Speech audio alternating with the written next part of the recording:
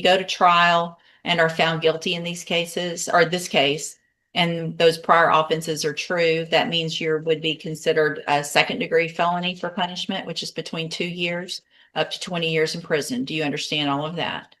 You can repeat that for me? What part of it do you not understand? The first part, What you're charged with? the part where you said. So here's the thing. You're charged with obstruction or retaliation. Correct. The offense date is March 8th of 2026. Correct. And that's a third-degree felony. Correct. The indictment also shows me that you were already convicted of 2 other felonies on the same day. What that means is if those are true, or at least one of them is true, it would Larzo. Yes, ma'am. And Mr. Larzo, in clause number 26, DCCR 0770, you're charged with the third-degree felony offense of obstruction or retaliation from March 8th of 2026. Your indictment alleges that you were previously convicted of assault on a peace officer and assault on a public servant on October 12th of 2023, both of those cases on the same day, which means if you go to trial and are found guilty in these cases, or this case, and those prior offenses are true, that means you would be considered a second-degree felony for punishment, which is between 2 years up to 20 years in prison. Do you understand all of that? You can repeat that for me? What part of it do you not understand? The first part, What you're charged with? the part where you said. So here's the thing. You're charged with obstruction or retaliation. Correct. The offense date is March 8th of 2026. Correct. And that's a third-degree felony. Correct. The indictment also shows me that you were already convicted of 2 other felonies on the same day. What that means is if those are true, or at least one of them is true, it would enhance your punishment in this case to a second-degree felony, which means if you go to trial, you're found guilty, the range of punishment is between 2 years and up to 20 years instead of 2 to 10. Do you understand? Sure. Well, what it says is if you convicted, if you catch the case, 2 of the cases at the same time, then that would be consist of the enhancement. If you put both of those charges at the same time, I didn't catch those charges at the same time, even though I was convicted at the same time because they ran a CC. Here's the thing. It only matters on one of them, right? Because the fact that they were run CC is what makes this enhanced by 1 instead of turning it into a habitual. So I'm only counting it like it's 1, right? So let's just assume you have 1 prior conviction. It doesn't matter if you have 1 or 2 or 14 from the same day, the same conviction day. It only will enhance this 1 level, which means from a third degree to a second degree, just like I said. Make sense? Okay. So I'm sorry to interrupt, Sure. if I may. Yes. For the benefit of the defendant, I've tendered that pen pack to Mr. Rojas. The convictions are on the same day, but for the actual same type of offense. And in this instance, he threatened to murder a police officer, which is why the offer is what it is. And for his benefit, I also tend to introduce a punishment where available by the rules of evidence, the misdemeanor and juvenile contacts with the law that he has had as well. all right. Thank you, Ms. Malfino. So you've had an opportunity to visit with Mr. Rojas about your case.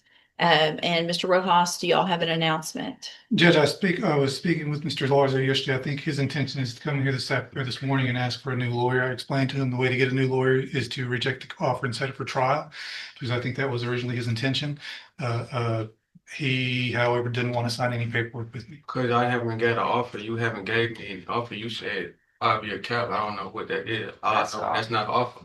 If you offer me 5 years TDC or you offer me 5 years probation, you didn't say which one. So when I get an offer, I'll let you know. I don't know what the offer is. Sounds like the offer was a 5-year cap. Is that correct, That's the Mr. offer. Rojas? And I'm sure Mr. Rojas explained to you what a cap is. Yeah, he just said I can't get more than 5 years. Right. Okay, so what is the offer? How many years? 5 years TDC? So it's up to me. So if you sign for a cap, and I'm sure Mr. Rojas explained this to you, it's a way for you to try to come to me and say, give me less than 5. I could give you 5, 4, 3, 2, or I could consider probation. It would all depend on the information that I received at a sentencing hearing. But if I follow the agreement, I couldn't give you more than 5. So it's something where it's not for sure. You have an opportunity to ask for something within that range. Does I'm that, trying to handle this today. what? I would like to take care of this today. Well, talk to your attorney and listen to what he has to say. And if y'all want to take care of it today, then there's some paperwork that you have to go over with and sign, and then we'll go forward. All right? You can go back with the bailiff. Birds are allowed. Yeah. All right, Mr. Larzo, what's going on? But ma'am, I'm going ahead. I want to request a new lawyer. He not representative. Here's the thing, you don't get to do that. So here's where we are. Mr. Rojas is a great lawyer. He's not, just because Can I he's, speak? nope, not while I'm talking. I already gave you an opportunity earlier, and I'm gonna give you an opportunity in a minute, but I want you to listen carefully to what I have to say first, okay? Mr. Rojas is telling you what the district attorney's office is offering. You don't have to like it. It doesn't mean he's a bad attorney, and another attorney is not going to come get a different offer. Okay. So, Ms. Malfino, is there any reason that you would know of that offer that you have made would change? No, it will only go up. So you're where you are. So either you accept that offer or we set your case for. Let me speak, ma'am. Please, can I speak? Please? I'm going to let you speak, but I'm going to give you what your options are, okay? I just want, all I want is what I'm saying, you trying to say trial, this and that. I haven't even seen my discovery evidence. You saying he's a good lawyer, but he haven't even shown me no evidence. So on my case, how can you speak and say he already told me the other day that he working for the DA? He I'm already said, sure when I said he have not one asked me what happened. He haven't even got my side of the story. Have you got my side of the story? Have I told you what happened in this case? Can you tell this person what I told you? Mr. Larzo, you're not in charge and you're I'm not not saying asking I'm not in questions. charge, but what I'm saying is, how can he say he can represent me and he's ain't done nothing but come to me and say the DA said this, the police report said this. He has not. That's the evidence. That's what he's telling you the evidence is what's in. That's what the police report said, but he hasn't asked me my side. And Here's the thing, your side is important if you're going to, if you didn't do it, what his job is to tell you this is the evidence they have against you. You can take this deal, or if you say you didn't do it, you can go to trial. So if you're saying you didn't do it, then let's get a jury to determine if you did it or not. I haven't seen no police report. I haven't seen no body cam footage. I haven't seen no evidence to where I can tell you if I'm ready to go to trial. Is there media in this Judge, case? if, as Mr. Rojas does in every case, he has requested and reviewed the discovery well in advance. Do you want, let's do this. Do you have some media? Judge, I have requested the media. What I told Mr. Larzo yesterday when he told me he wanted to watch the video, I told him we could reset the date to look at the video. He just said he didn't want to do that. He just wanted to come in and ask for a new lawyer. I want to know because you now represent me effectively. You come to me and tell me the DA said this. Mr. Larzo, he's just said that yesterday he would bring the video. Don't talk over me. He would bring the video for you to watch. I'm going to reset your case for 2 weeks. He's going to bring the information. You can watch it and you can make your decision. The offer is what the offer is. The DA's already said that. I don't care if you take it or if you don't take it. Take it, fine. Don't take it. We'll get your case set for trial.